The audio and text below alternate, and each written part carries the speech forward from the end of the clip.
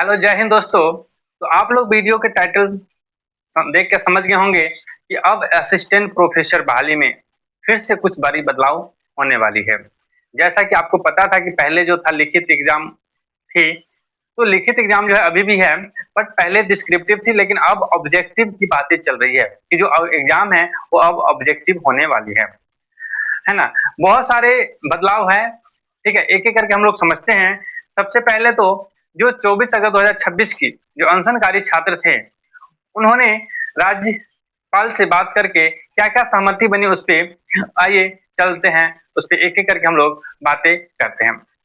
राज्यपाल के साथ जो 2 घंटे की वार्ता हुई, उनमें किन किन बिंदुओं को लेकर राज्यपाल सहमति जताई उस पर देखें।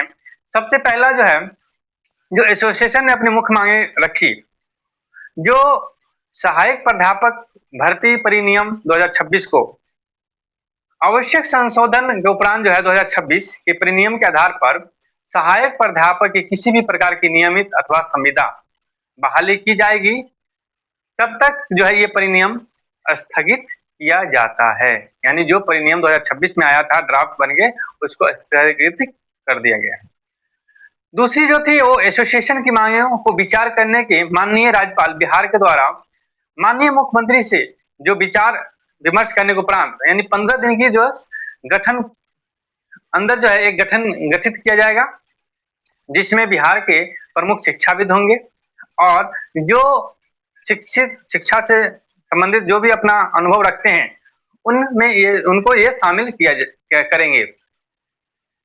समिति के द्वारा मुख्य तौर पर जो निम्नलिखित बिंदुओं पर विचार किया जाएगा वो क्या है कि जैसे सहायक प्राध्यापक के लिए जो अधिकतम उम्र सीमा है वो 55 रखी जाएगी। यानी पहले आपको पता है कि ये 43 थी, अब जो है 55 रखी जाएगी।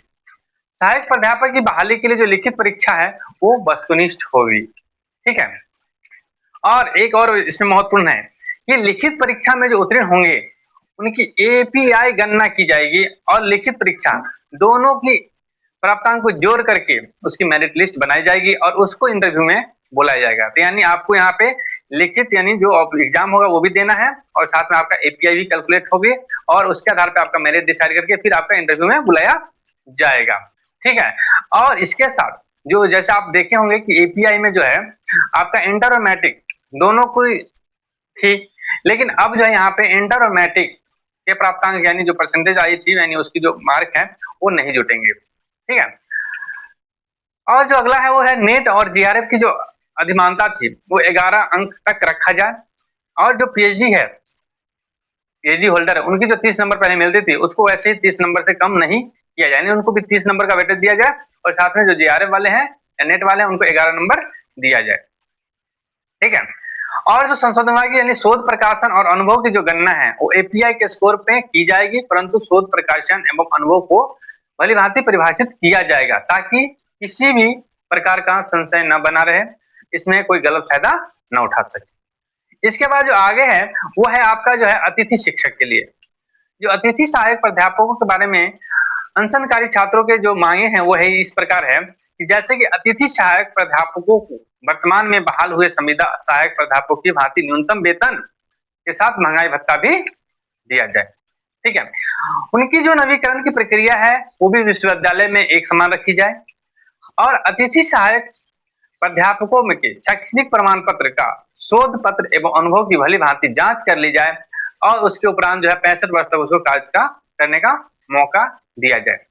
उसके बाद जो है आपका वो है कि अनशनकारी छात्रों ने और भी सुझाव दिया, विचार किया कि अधिकतम उम्र सीमा को एक बार नहीं घटा करके धीरे धीरे घटाया जाए। यानी जैसा कि आप देखे होंगे कि बहुत सारे बच्चे जो है एज के कारण जो छट जा रहे थे, ठीक है, अचानक से आया कि भाई हम 40 वर्ष लेंगे, तो बाकी लोग जो 40 वर्ष के बाद जो वेट कर रहे थे उनको अचानक से झटका लग गया।